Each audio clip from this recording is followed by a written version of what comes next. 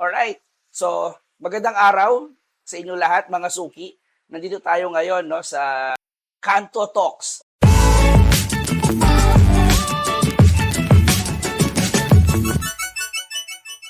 Nandito kami ngayon sa Baya, Tapsian and Burgeran dito sa Dahood, Angeles City. At kasama ko ngayon, syempre, ang aking kaibigang negosyante na si Alan Sampang. Paano nagsimula yung journey mo bilang isang negosyante? Newly graduate, the original plan was to pursue medicine. Tapos, nung mag-enroll na ako, parang nagkaroon ng instant switch. Ayoko na mag-aral. Then, sabi ko sa tatay ko, baka pwedeng yung gagastusin mo sa akin sa pang-enroll ng first sem, ipampuhunan ko na lang sa negosyo. And I have a very supportive father na we're not rich, okay? Pero he's a good provider. Pumayag siya. And during that time, wala akong idea sa business. Basta ang alam ko lang, gusto kong maging business owner. And just like anyone else, ang nakikita natin sa umpisa ay yung benefits ng pagiging business owner and not the dirty work behind it. So, my first ever business, malaki kagad. Yung Wow. hinawakan ko. When I say malaki yung responsibilidad, malaki yung kapital. Sa Candaba ang tawag sa mga yon bakulera. Bakulera yung mga nagde-deliver ng mga live tilapia. Okay. Doon nag-umpisa yung masalimuot na journey sa negosyo. And I'm not really sure kung gusto ko talaga siya or ginusto ko na lang. Kasi doon ka na na-expose sa ganong klaseng field. That's the start. So after mo doon sa bilang isang bakulero, no? Wag lang bolero, no? Ayan. After mo sa bakulero, ano yung mga susunod mo na sinubukan o naging negosyo? Nauso na yung computer shop.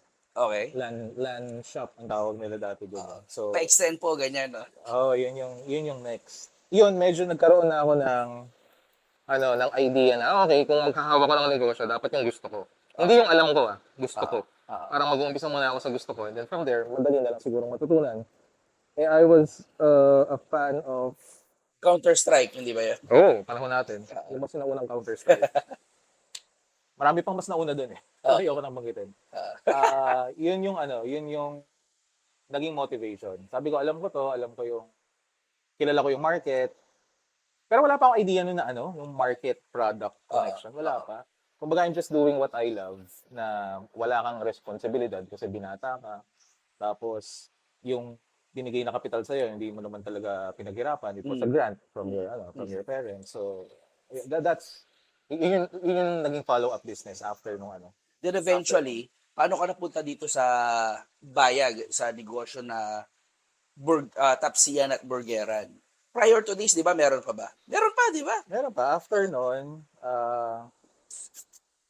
kasi nung may computer shop ako, doon mo ma-realize na hindi mabubuhay yung negosyo by renting. Okay. Diba? Ganun, masyadong mababa Correct. So, doon papasok yung mga additional services mo na printing, ganun, mga photo printing. Ang dami rin ng competition. Tapos, nung time na yun, nauso yung piso print.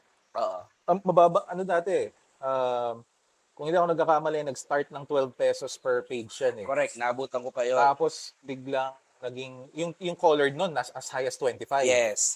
Taging 5 na lang ata. Tapos biglang naging 5 yung colored, naging piso yung black Naabutan and ko white. yung piso na yun, dito na sa Holy Angel piso print Pag thesis ng maramihan, dyan na nagpapaprint So, isip ko ngayon ng dati hindi ko alam yung tawag doon unique selling proposition. Yes. Yun pala yung tawag doon. So, isip ka ng how would you differentiate your product to the market? May background ako sa arts and self-taught, parang digital designer. So, imbes na, yung mga mugs dati na uso yun, di ba? Yung mga personalized mugs. So, gumawa ako ng mga kakaibang design, mga hip design for the mugs. And I didn't use the typical coffee mugs. May mga mugs nun na color changing ba yan? Hindi siya color changing. Para siyang, ang tawag na? Spill-proof mugs. Spill-proof.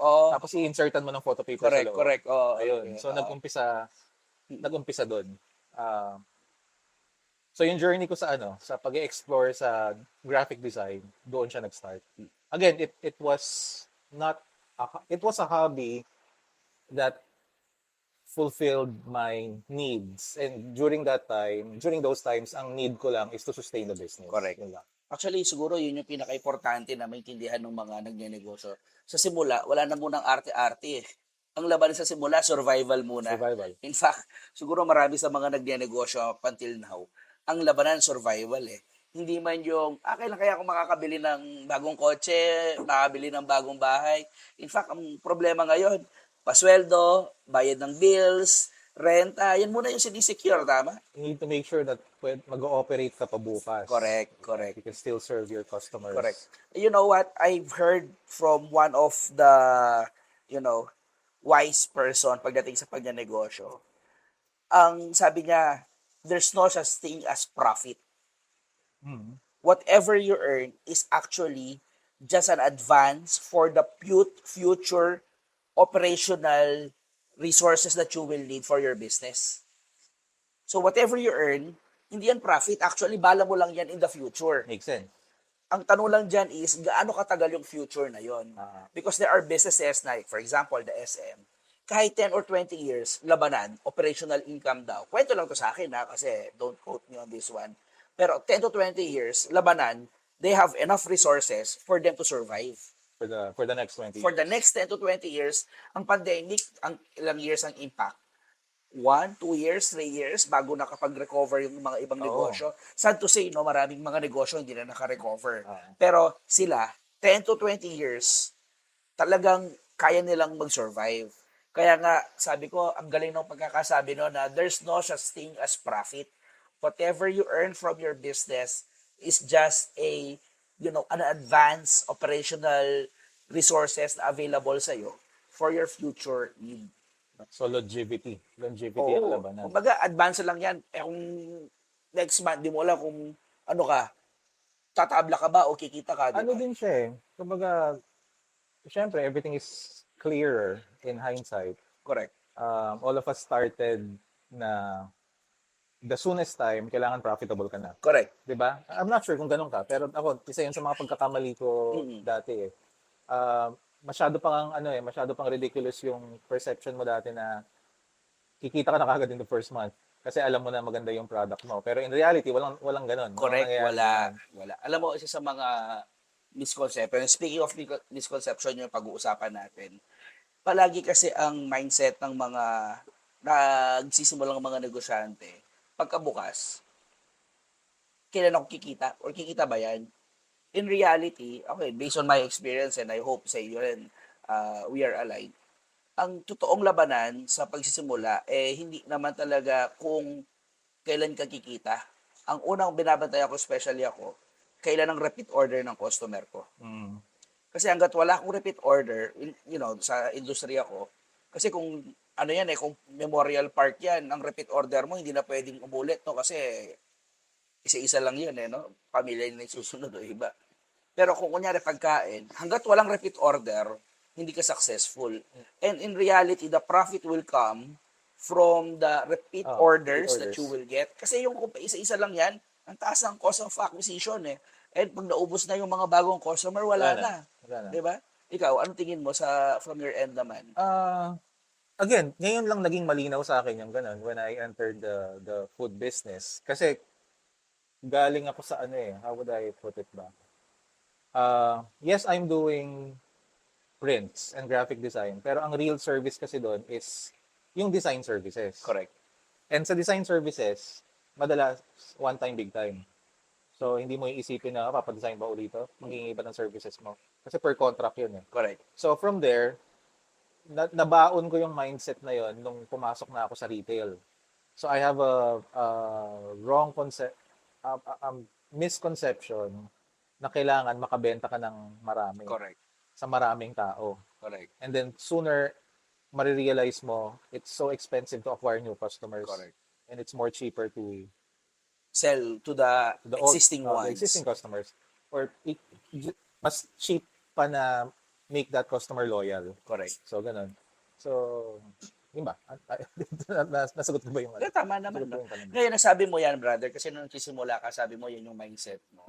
Isa sa mga palaging keyword ngayon, entrepreneur. Ngayon, sa Pilipinas kasi, walang counterpart na diretsong Tagalog ang entrepreneur. So pag tinagalog mo ang isang negosyante, Tagalog na yung negosyante, no? Ang isang businessman, ang Tagalog niya, negosyante. Mm. Ang entrepreneur, negosyante. So parehas lang, no? But in reality, malaki ang pinagkaiba ng isang businessman at saka ng entrepreneur.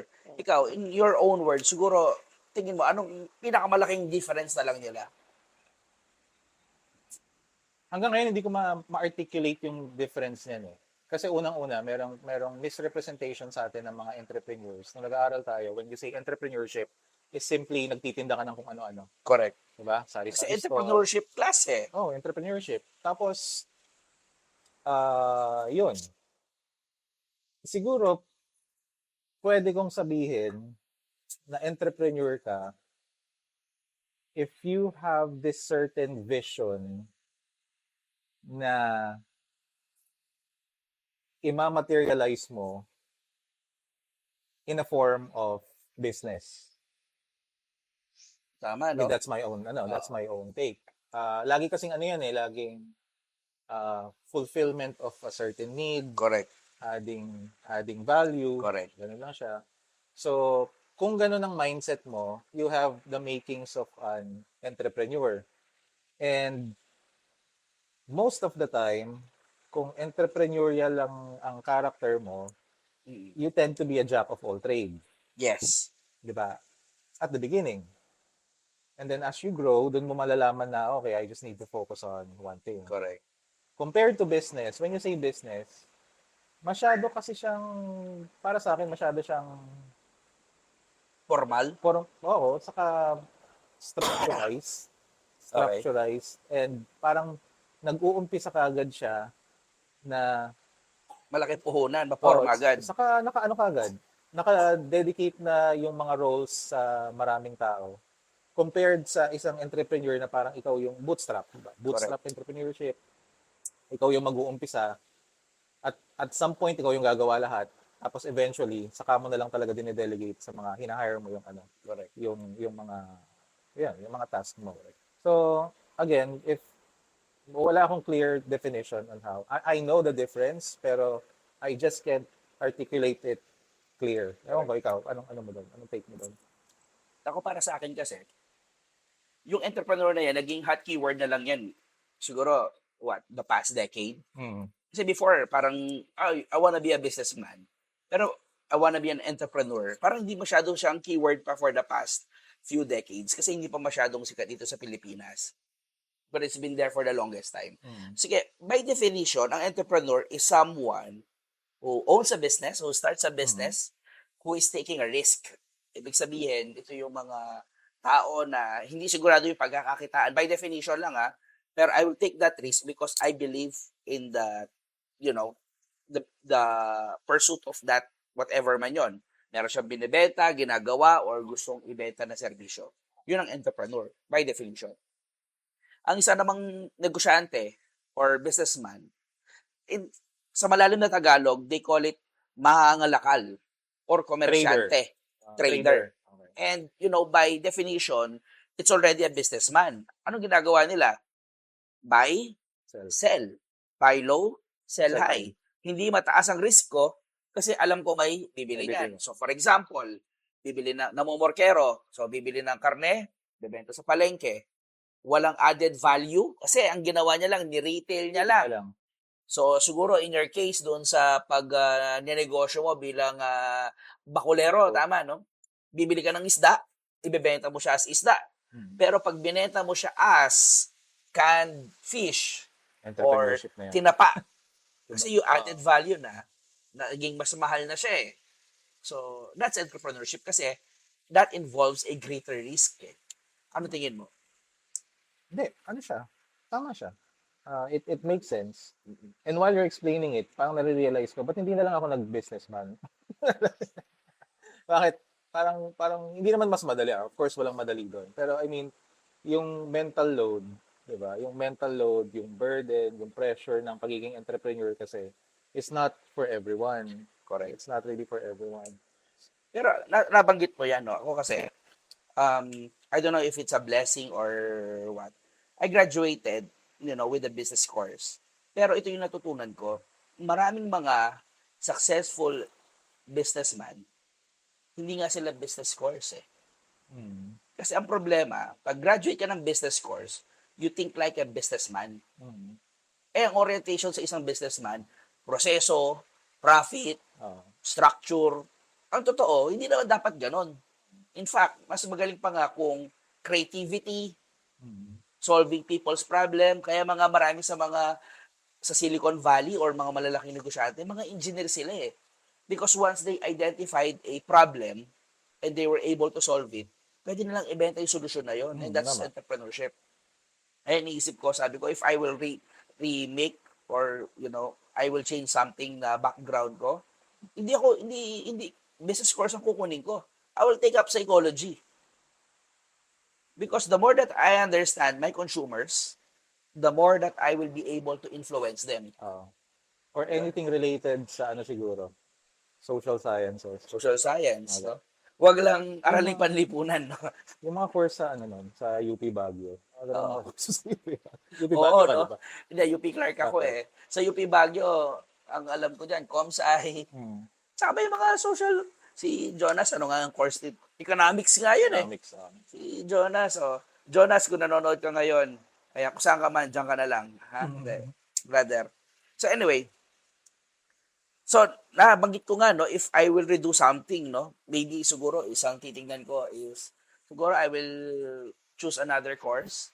Then I will be able to, understand better yung human psychology.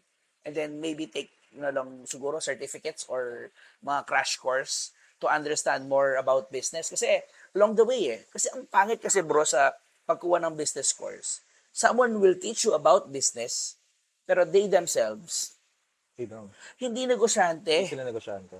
In fact, before, no, kung gusto mo maging karpentero, kailangan na magtuturo sa'yo, master carpenter or magaling. Kung gusto mo maging magaling na mason, kung ng semento or what, kailangan master mason yung nagtuturo sa'yo. Painting, ganun din or whatever. Pero sa pagnanegosyo, ang na-observe ko, sad to say, maraming tuturo ng business course or ng entrepreneurship na sila mismo hindi naman negosyante. Kumbaga they are just, again, we're not devaluing or discrediting yung mga nagtuturo Correct. businesses. Parang Correct. lang,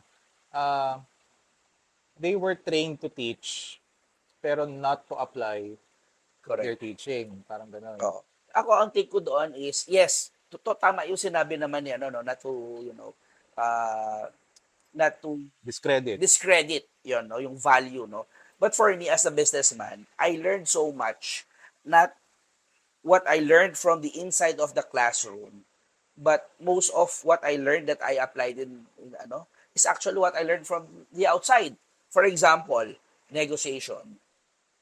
Sa loob ng classroom, ang hirap makipag-negotiate Pero kung tumatawad ka sa Divisoria, o kaya bumibili ka dyan sa labas, boss, may tawad pa. Yung bluff at saka yung doon. Yun nga yung mga magagaling na Exactly. na purchaser Oo, marunong tumawad. Pangalawa, ako natutuwa ako sa mga, nagre-recruit ako sa org namin. Sa loob ng classroom, hindi naman tinuturo ang recruitment.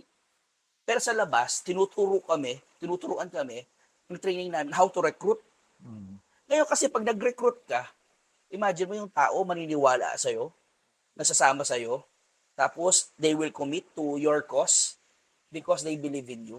Di ba, ganun ang entrepreneurship? People will believe in you, they will fight for your cause because you told them, you shared them the vision and vision of your company. Kaya nga sabi ko, I learned so much from the outside of the classroom. Alam, interesting. Kanina lang may kwentuhan kami ng isang kaibigan ko. Sabi niya ngayon, nagda-doubt. Hindi naman nagda-doubt. Parang ang term na ginamit niya, I'm beginning to ask myself, ano yung value ng mga education or courses regarding business, entrepreneurship, marketing, kung mas matututunan mo naman talaga lahat yan through experience. So, ang sabi ko sa kanya, siguro, may tawag doon, ang May value pros niya, and cons. or ang value niya is, before you experience it, Exactly. they're they're giving you an idea Exactly. kung ano yung mangyayari. Correct. Pero, syempre, hindi mo pa siya na-experience, iba yung perspective mo eh. Correct. Iba yung pag-handle mo sa risk, especially sa risk, hindi mo naman pwedeng Correct. ituro yan. You will not learn how to manage risk unless you manage it. So, ngayon, I'm not really trying to convince myself, no? Pero may konting debate lang sa isip ko. Ano ba talaga dapat mauna? Yung experience mo, tapos mag-reverse engineer mo na lang so you would know the theories kasi that's what yun yung path na natahak ko and I'm pretty sure ganun ka rin. Or unahin mo talaga sa theories tapos bago mo ma-experience o kaya baguhin siguro dapat yung sistema na one theory apply ka agad. Another theory tas apply ka agad. So yun lang naman. Actually, tama yung sinabi mo, bro. Pero ako, in personal experience ko, sandwich ang approach. Paano ko nasabing sandwich? Ang undergrad ko, I learned, the basics or the theories about the business. I learned so much from that. However, hindi ko naman na-apply lahat. In fact, di ko nga naintindihan paano siya i-apply sa real world. Kasi ang lawak niya masyado, hindi siya focus sa isang subject. Where in fact, kung magnenegosyo ka, isang aspeto or isang subject yung kailangan mong tutukan. Ngayon, when I started my business or nagkaroon ako ng work experience, doon ko naintindihan lahat ng mga major things about planning, organizing, leading, controlling, forecasting, etc., etc. Lahat ng mga yan na matututunan mo sa business course, pag nandun ka na sa totoong bakbaka, doon mo malalaman. So, you start with business course, tapos experience, tapos aral ka uli, tapos marirelate mo na. Pero maganda yung sinabi mo na aral, apply, aral, apply, aral, apply. And this is what I'm siguro advocating siguro, is learning while doing. Yeah. Apprenticeship model. Kasi, wala eh. Maiba ako kasi ginawa mo in relation tawag dito, relating to our topic. Nabanggit mo yung mga karpintero. Back in the day, pag may ginagawa sa bahay, papatawag ng karpintero, di ba? Laging may kasamang apprentice yan. Oo. Helper. And those apprentices, they always, if not always, most of the time, they end up better craftsman doon sa nila. So parang dati nagtataka ako, bakit nga ang daming magagaling na karpintero, wala namang kurso pang karpintero. Correct. Pero ang sagot doon is Natuto sila while doing it. Parang yes. Ganun. Okay. Actually, kung hindi nagkaroon ng Industrial Revolution, ang model ng mundo is about apprenticeship. Sa crafts, kasi, yung negosyo, before it's all about livestock, farming. Before. Sa nagkaroon ng Industrial Revolution, well, actually, after nun, naging feudal. So, king, sultan, maharlika, whatever. Tapos, nagkaroon ng Industrial Revolution, nagkaroon na ng line workers, nagkaroon na ng supervisors or managers. Naging structured na yung negosyo. And because naging structured na yung negosyo, na siya based on theories na yung tinuturo sa classroom, based on the Industrial Revolution concept. However, in reality, ang mga magagaling na negosyante, hindi naman sila natuto simple lang ako na, natuto sila habang tinitrain sila sa tindahan na nagbabalot, nagkukwentas, nagtitinda, pinapanood nila yung tatay or nanay nila habang nagne-negosyo. Actually, totoo yun. Look at si Injap Sia. Nakita mo yung photo niya. Nandun siya sa grocery nila ng family nila, nagtitinda.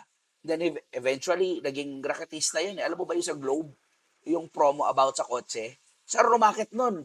Dumiskarte nun. Paano nila napanalo? And then, eventually, sinimulan niya tong Mang Inasal, Mary Mart, Hotel 101, and and Double Dragon. So, as we know it, parang, business course ka para magnegosyo.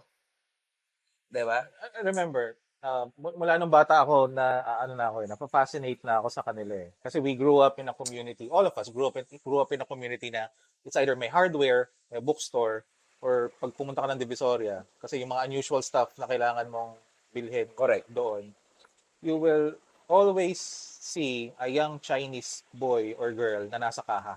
Correct. As early as 10 years 10 old. years old. Basta marunong magbilang. Nasa kaha na. So sabi ko, ano kaya to? Ano ba? Later on ko na lang naintindihan na okay, yung formative years nila, they are not being fed by theories, pero the actual practice. And most of the time, yung pinaka bare minimum practice for the business to survive, yun yung ano nila. Yun yung ginagawa nila. I have a friend back in college. Up until now, friend ko siya. And he is filthy rich. One of the filthy rich sa mga kaklase namin. Surprisingly, yung allowance ko mas mataas sa Nung allowance niya nag-aaral ka nung nung nag-aaral kami. And then, lagi niya akong kinukwentuhan. Sabi niya, napuyat ako kasi every weekend, he's from Manila, pero may bakery sila sa Tarlac. Every weekend, siya yung maghahatid ng mga raw materials from Manila to Tarlac. Sabi ko, sinasamahan niyo yung driver niyo? Sabi niya, hindi, ako yung driver. Ako yung driver. So, okay ah. Tapos siya yung delivery guy ng raw materials sa kanong mga baked products. And then, nung nag-graduate kami, parang hindi niya na masyadong inintindi pa, magbo-board exam ba ako o hindi. Punta ka agad siya ng bangko, nag-loan siya ng 11 million. And he was granted that loan, tapos negosyo ka agad. Tinapos niya lang talaga yung Tinapos niya lang. college, no? Hindi siya nangingi sa parents niya.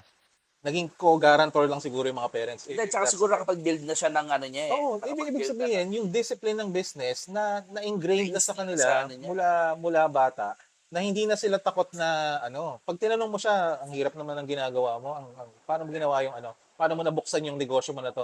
Sabi niya, madali lang, utang sa bangko. Kasi alam na niya yung gagawin Alam niya yung gagawin Alam niya.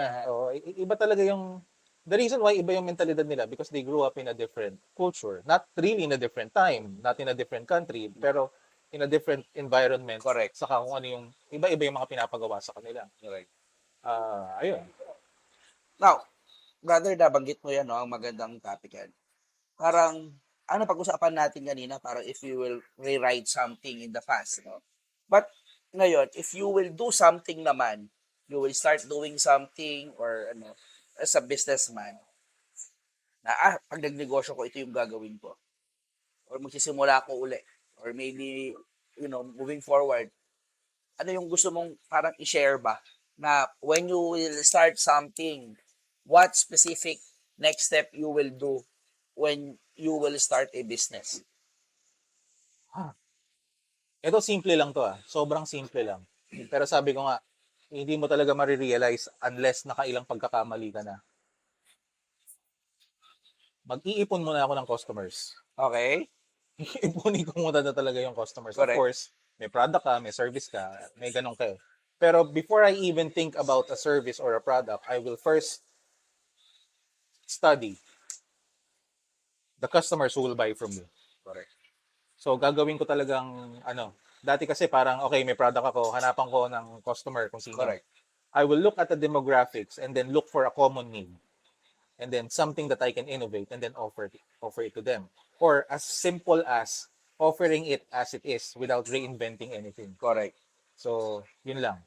Tapos, kung magpapatayo man ako ng physical something, physical entity for the business to operate, I will not spend a lot of money in improving the aesthetics or in a visual presentation.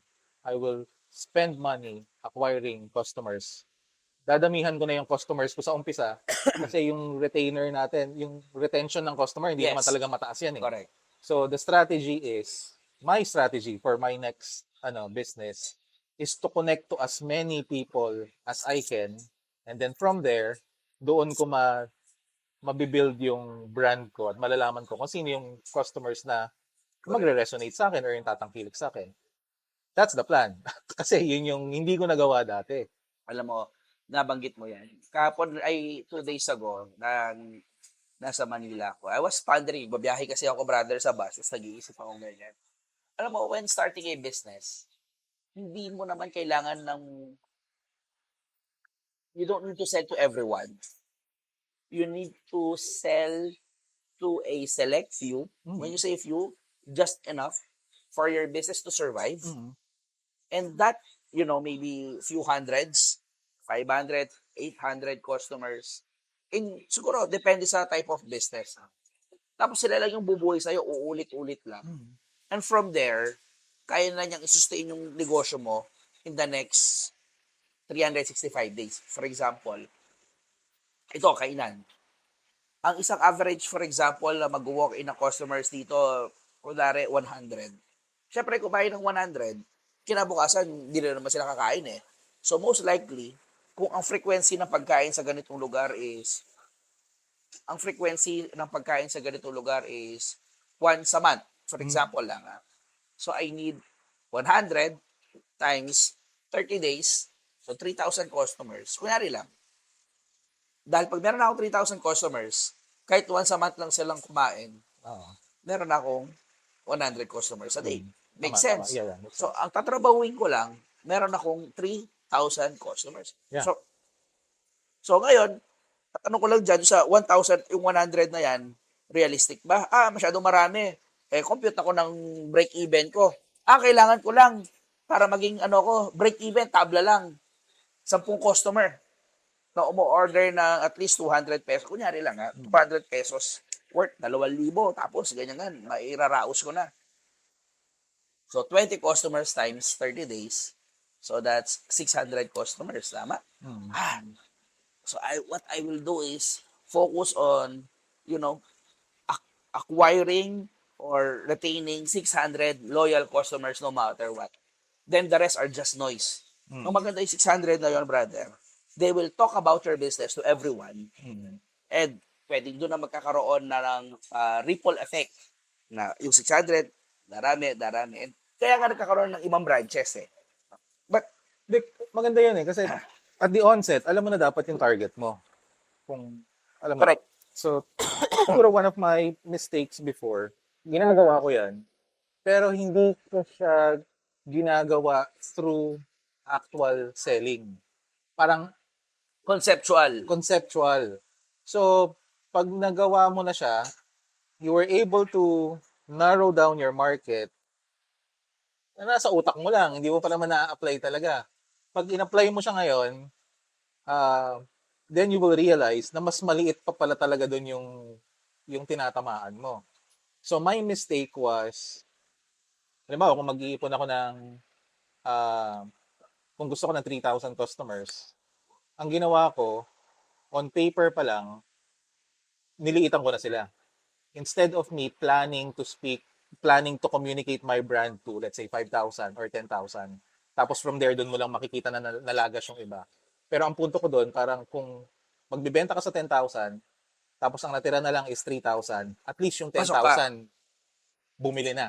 Yes. Di ba? Bumili na. So, may pasok na sa business mo yon. Correct. Okay lang na matira yung 3,000 sa'yo. Yun naman yung bubuhay Yun naman talaga yung bubuhay sa'yo. Eh. So, I'm not sure if I was able Actually, to... tama.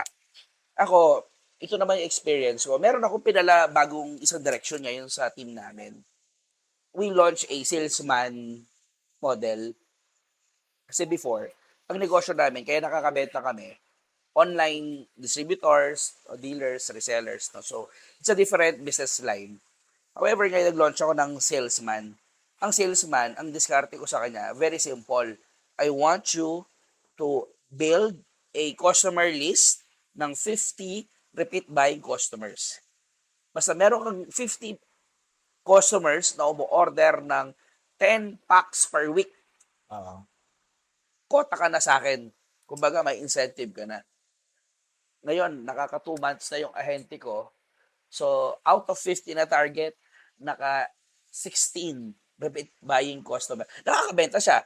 Pero sa amin kasi hanggat hindi ka nagre-repeat, hindi ka namin loyal, active customers. Pero maganda yun kasi yung metrics na binibigay mo sa agent mo is really aligned doon sa plano mo. Doon sa Exactly. So, hindi minsan kasi ang nagiging problema, you give metrics sa empleyado mo na ang nasa isip mo lang is sales. Of course, bottom line. Siyempre. Oo, bottom line. Pero sales. sa kanya kasi hindi niya na-appreciate yun eh. Oo. Sa kanya, ang minomolde ko sa utak niya, sa mindset niya, basta meron ka 50 ang customer na nagre-repeat, meron ka ng X number of pesos na incentive. Regardless kung kumita or hindi. Basta sa mindset niya, hahabulin ko yung 50 repeat buying customers na yan at meron akong incentive. Dahil pag na-hit niya yung 50 repeat buying customers na yon, matatranslation ito in number of packs and number of pesos and number of peso value na target ko. At ang importante doon is how fast can he or she, achieve that from start hanggang 50. So ngayon, 2 months, naka 16 pa lang siya. So yung mga unang nabentahan niya, hindi pa umuulit. Pag umulit yon, pabilis ng pabilis. And ang labanan ngayon is the shortest time that you will be able to achieve that. Kasi i-scale mo na lang, Kaya it's beneficial for entrepreneurs to learn business. of course. Anyway, kumbaga, baka sabihin ng iba, parehas lang naman yun ah. Based from our definition kanina, clearly may difference. Pero without understanding how business works, all you have is a vision and a passion, pero yung tools mo to sustain your craft or your business, wala. Parang ano nga yan eh, if we can go back, just step back a little, may mga ano lang to, mga insights ko lang. Kasi ako din, ang background ko is arts. Okay. And arts is very subjective.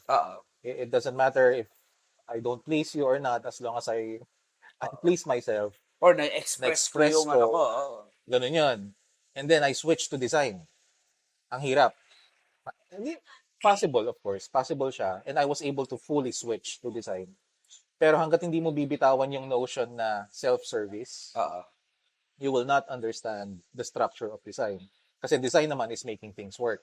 Correct. Entrepreneurship, it's not limited to your vision and passion. Kailangan magkaroon ka ng business structure para masustain mo yung journey mo towards your vision.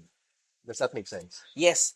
Pero ako, i-add ko yan your art or yung design, art is about self-service eh.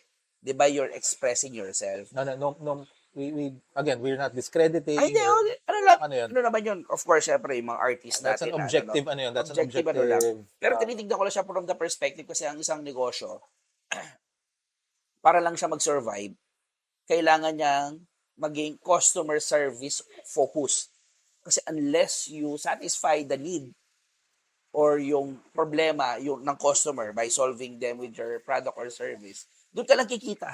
So, And kaya nga, di ba, ang ang design is about making things work. Tama ba? Making things work. Ang inisip ko nga, if you design, meron tinatawag na business model.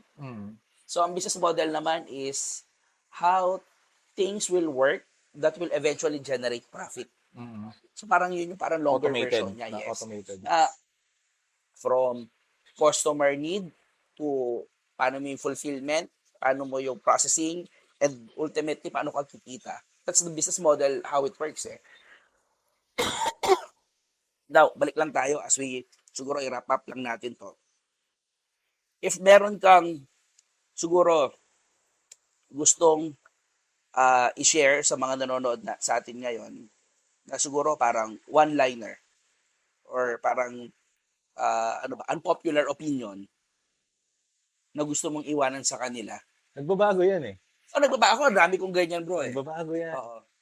Pero ngayon, ito, I find this relevant and very different from what I am advocating before. Ready? Don't quit your job. Don't quit your job, tapos ang sasabihin mo sa sarili mo, magbi-business na lang ako. Lang. When you use the word lang, Patay. inaano mo yan eh, parang ginagawa mong simple.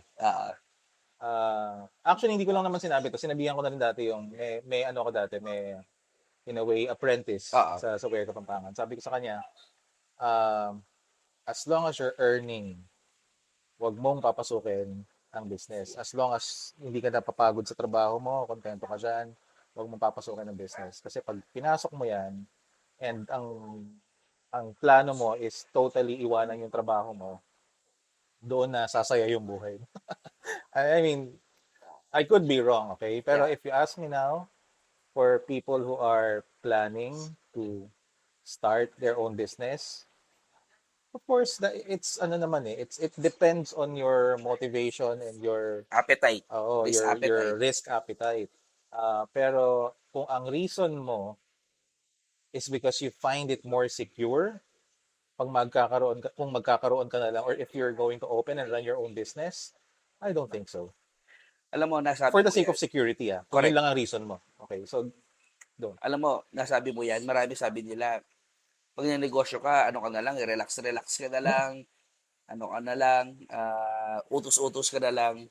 To be honest, mas pagod, mas stress, mas, ano ba, full of anxiety ang negosyo.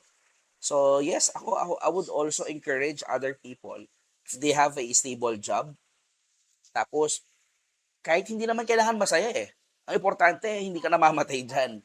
Hindi ka sinasaktan dyan, no?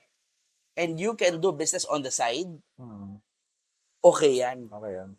Because, number one, may stability ka of income, hindi ka magugutom. And number two, you have a chance to develop your craft without the risk of, mahuhubaran mo yung sarili mo nang wala ka ng income. And ako, to be honest, yan ang opposite siya na na-experience ko eh. Bumitaw ako agad eh. So, the moment na nakita ko yung negosyo ko, nang tinayo namin ng asawa ko na negosyo, uy, pwede to bitaw agad, all in. Hindi ko sinasabing mali pero I wouldn't suggest that sa mga tao, lalo na kung meron kang responsibilidad, meron kang mga pinapakain, at tingin mo, hindi ka pa ready para sa pagnenegosyo full time. Yeah. Saka ito sinasabi lang naman natin in the context of okay, I'm not trying to twist the scriptures, okay? Hmm. Pero this is not the real meaning ng sinabi ni Paul to. Oo. Pero everything is permissible, Yes. but not everything is beneficial. Beneficial. So, on that context, pwede mo naman talagang gawin kahit Correct. anong gusto mong gawin eh. Ang tanong doon, will it be beneficial? Correct. So, wisdom dictates, doon tayo sa beneficial. Correct. Yun lang, ganun lang siya Correct. simple. Ako siguro, ang isang gusto kong iwanan sa mga nanonood ngayon, no, sa mga audience natin, itong palagi namin pinag-uusapan ng misis ko palagi, bro. In whatever situation we are in, pagdating sa pagnenegosyo, ito yung sinasabi namin. What's the worst thing that can happen? If the worst thing that can happen, based on that, we can Decision. bear with it, kaya naming mabuhay, kaya namin natanggapin yung mga yon, we will go for it. So, for example, sa negosyo, what's the worst thing that can happen? Wala nang bibili, shutdown. Can we live with that decision? If yes, go for it. If no, i-rethink mo kasi hindi. Sabi nga ng isang mentor ko, tinuro niya sa akin before, Mike, what's the worst thing that can happen pag ginawa mo yan? Tatanim ka ba ng kamote? Kasi ako, sabi niya, when I made a decision na gawin yan, ang worst thing that can happen to me is, magtatanim ako ng kamote. Tinanong ko yung asawa ko, okay ka lang? Oo, okay lang sila. So they did what they did. In our case, the worst thing that can happen is, wala. You will fail, itutupi mo lahat yung sa negosyo mo, and then maybe start again, or maybe look for a job. Pero kung hindi ka naman mamamatay, hindi naman pupugutan ng ulo, diba? So, what's the worst thing that can happen? It boils down to risk appetite talaga. Yun. And the thing is, yung appetite na yon nag-i-increase as you go along. Oh, yung high na yon na So, hindi rin hahabulin mo siya talaga. Hindi rin natin pwedeng sabihin na okay, depende yan sa risk appetite mo. Kasi your risk appetite last year probably is different from Actually, habang tumatagal sa negosyo, para sa akin bumababa ang risk appetite mo. True. Habang tumatagal. Ano ba siya? Bell curve? Oh, siguro, bell curve, siguro, bell yes. Ako kasi, kaya nga napansin mo, habang tumatanda yung mga tao, lalo na retirement fund na lang nila or emergency fund, yun yung minamanage nila, they switch to lesser risk or less risk na mga investment or ano. Kasi pag negosyo, high risk Ito na lang ako sa time deposit or Tama. bonds or mutual funds kasi doon, safe na Pag dito, ano ka you can lose the capital talaga. Anyway, so meron ko bang gustong itanong or i-share as we close? Next time na lang. Madami pa yan. Marami pa. Hindi tayo matatapos. Oo nga eh. Guys, maraming salamat for watching. Ito po ang Kanto Talks with Alan and Mike. Ayan. So, if you happen to be in Angeles City, bukas po. Anong oras nagbubukas ang baya, brother? Magbabago kami ng operations, ng operating hours. So, starting next week, we'll start at 5 p.m. to 2 a.m. O, yun daw, sabi ni 5 p.m. Boss to 2 a.m. Alan, from 5 p.m. onwards, siguro hanggang 12, bukas pa sila, no? 2 a.m. O 2 a.m. nga. 2 a.m. You can also order via Grab sa kanila. So, pwede po kayong umorder sa kanila ng burger, Tapsi, at marami pang iba. Just search for Baya. Maraming salamat sa mga nanood and I hope you learned something new today. Guys, hanggang sa tagumpay, maraming salamat.